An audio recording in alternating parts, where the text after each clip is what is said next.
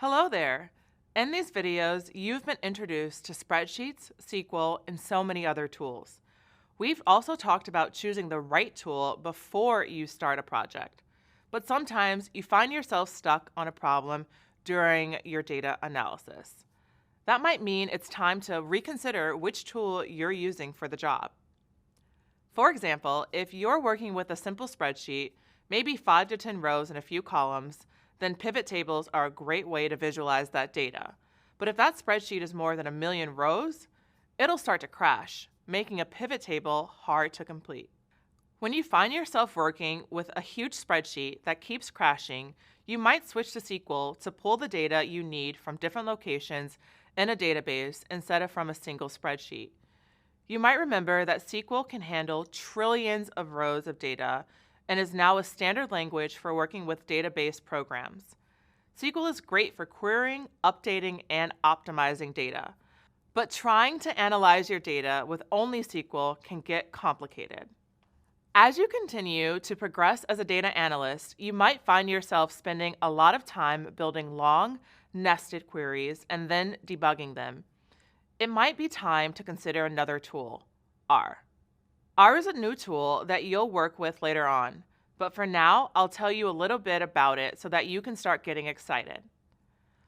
R is another programming language, but it's not a database language like SQL. It's a programming language frequently used for statistical analysis, visualization, and other data analysis.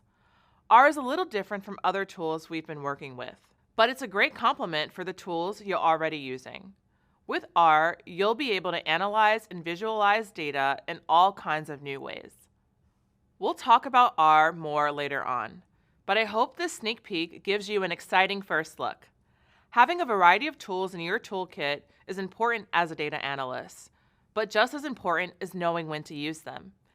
If you find yourself stuck on a problem, it can be a good idea to take a step back and reconsider how you're approaching a task. Do you have too much data for a single spreadsheet?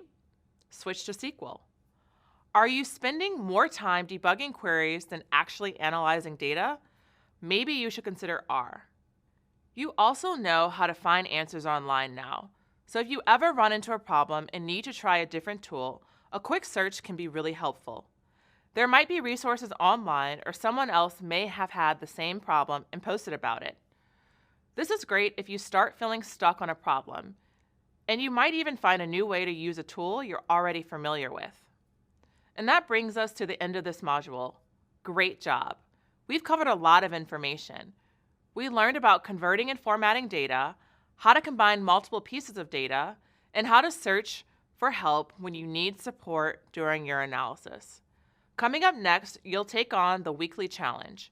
As always, feel free to go back over anything we've learned from these past videos. Then I'll see you for the next video. Good luck!